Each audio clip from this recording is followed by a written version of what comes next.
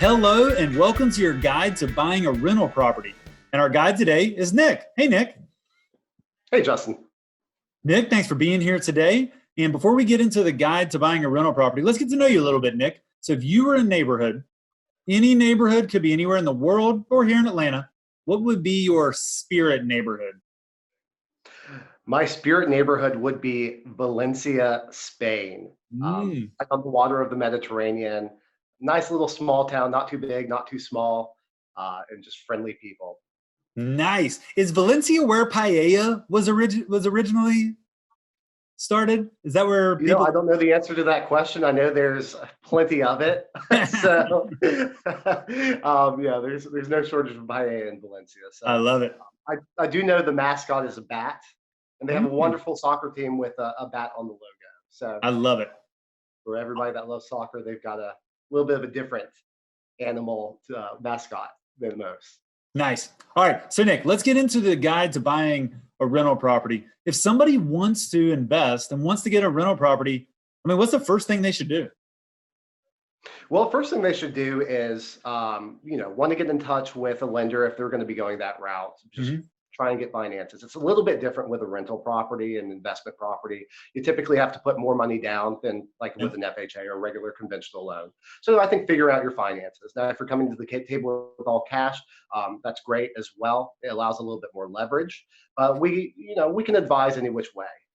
Depending on finances. But that's number one. Figure out how much you want to put into it, Yeah. what you are going to do for that financing. And then, when with those numbers, do people look at, hey, I want to make a certain return, or I'm trying to get a certain amount of appreciation, or how do people evaluate that from an investment standpoint? Yeah, so the first thing we want to look at is, does the property cash flow, and does it cash flow well? We've got a couple aggregated Excel spreadsheets to run Mhm. numbers in, but at kind of a high level, what you're really looking for is a decent cap rate. So that cap rate is going to be your net operating income divided by the purchase price of the home. A general rule of thumb is to say if the rent rate is 1% Yeah. of the market value of the home, then it's probably a home worth looking at.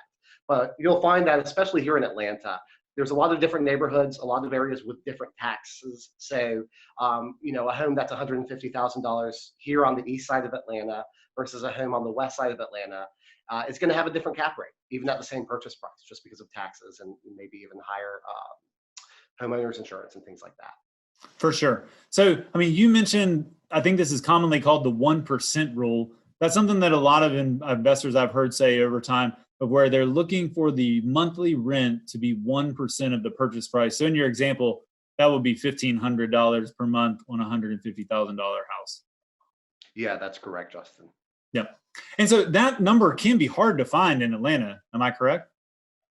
It is. It's somewhat difficult, especially inside the perimeter. Now, Yep. getting out to the suburbs such as Stone Mountain, Lawrenceville, Hmm. Snellville, even up into Marietta, we Yep. can find the properties a little bit more readily available. But what you'll find is some investors are looking for large equity growth as well. So they want to Hmm. be inside the perimeter.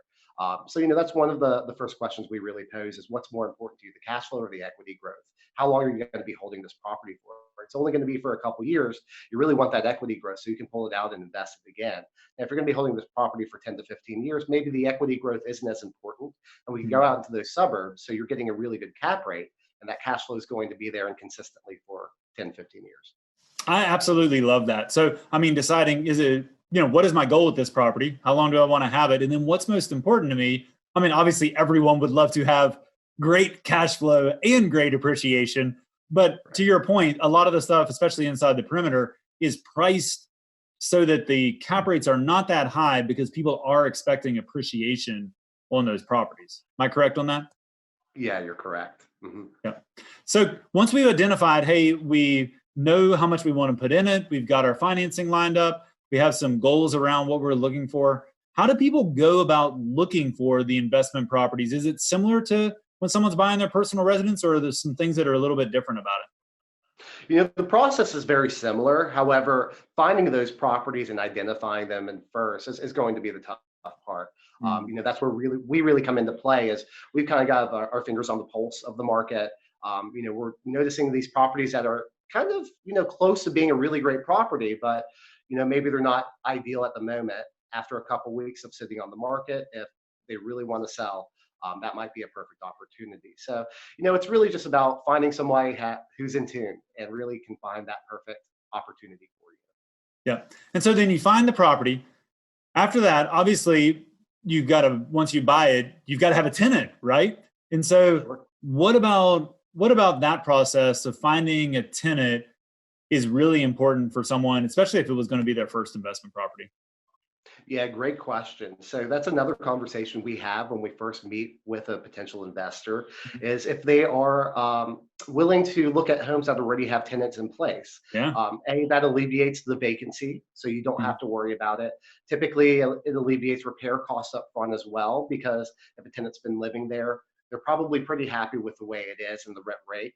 So a lot of times we're also finding those properties that already have tenants in place, Mhm. and if it has a good cap rate and everything looks kosher, then we'll hand that property over and we'll really dig down into all the aggregations and what that cash flow really looks like.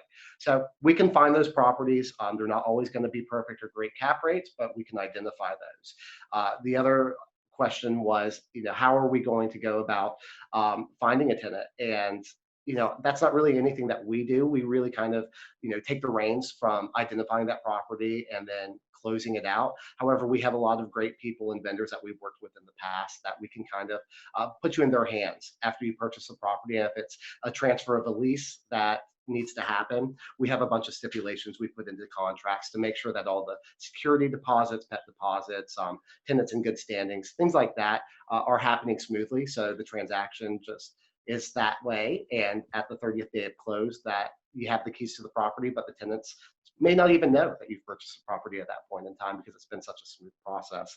Cool. So if I'm hearing you correctly, I mean, a lot of people are attracted to properties that already have a tenant in place because you don't have any vacancy.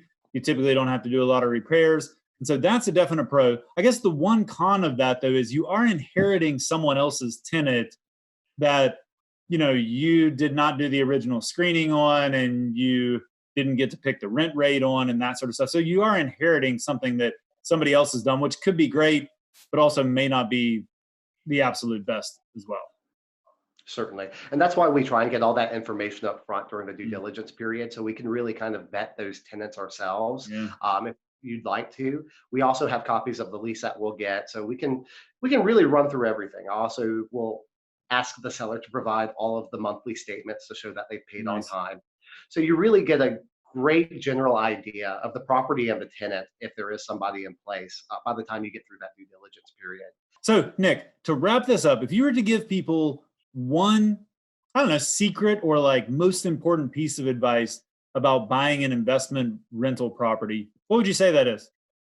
Yeah, great question, Justin. I think the most important thing to really look for in a rental property is going to be cash flow. Really finding those numbers that work out. If equity growth is important, we can definitely try and do that. However, that cash flow, if it's great enough, we'll be able to provide you with money to put down on your next investment property. And if you really can get the ball rolling with this, it will snowball and you'll be able to buy multiple investment properties year after year with great cash flow. So Yeah, that's number that's one. so true. The cash flow can definitely snowball. And the cash flow is there in any market, right? Because you're not realizing the equity till you actually sell a property, but the cash flow, you're realizing it all the time. And even when we saw the market go down last time, properties that cash flowed, they still cash flowed. And you're getting that every month, which is great. So, Nick, I appreciate you being our guide to buying an investment rental property. Everyone, thanks for watching. We will see you at the next one of the series. Nick, thanks again. Thanks.